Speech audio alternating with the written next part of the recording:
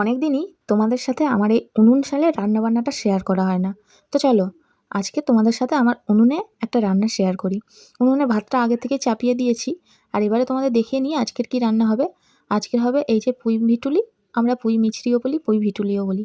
তো যাই হোক, শিম, আলু, মূলো, বেগুন এইসব দিয়ে, আর ওই যে দেখালাম ওই ফুল চিংড়ি বা গুঁড়ো চিংড়ি বা অনেকে বলে সীতাভোগ, সেইটা দিয়ে আজকের হবে চচ্চড়ি। আমি সবজিগুলোকে ভালো করে জল দিয়ে ধুয়ে নিয়েছি, আর এদিকে ভাতটাও ফুটে গেছে, হয়েও গেছে। কড়াইতে তেলের ওপরে একটু ফোড়নের মধ্যে পাঁচফোড়নটা দিয়েছি, তারপরে গুঁড়ো চিংড়ি মাছটা দিয়ে দিয়েছি। একটু নেড়েচেড়ে ভাজা ভাজা করে নিয়ে সবজিটাকেও দিয়ে দিয়েছি। ভালো করে নেড়েচেড়ে নিতে হবে, মানে একটু এই কাঁচা সবজির গন্ধটা যতক্ষণ না চলে যায় নেড়েচেড়ে নিয়ে ঢাকা দিয়ে দিয়েছি। দেখো কতটা কমে গেছে, মানে এই সবজির জলেই সবজিটা প্রায় সেদ্ধ হয়ে যাবে। জলও আমি দেবো কিন্তু অল্প পরিমাণে।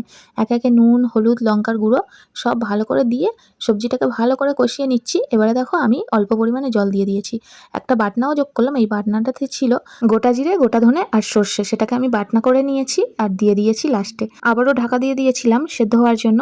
তারপরে একটু জাল দিয়েছিলাম যাতে জলটা একটু টেনে নেয়, সবজিটাও সেদ্ধ হয়ে যায়। তারপরে সামান্য পরিমাণে একটু মিষ্টি দিয়ে দিয়েছি। না না, তরকারিটাতে একদম মিষ্টি লাগবে না, জাস্ট একটু স্বাদ পরিবর্তনের জন্য। তো যাই হোক, দেখো একদম কিন্তু সবজিটা সেদ্ধ হয়ে গেছে আর একটুও রস নেই।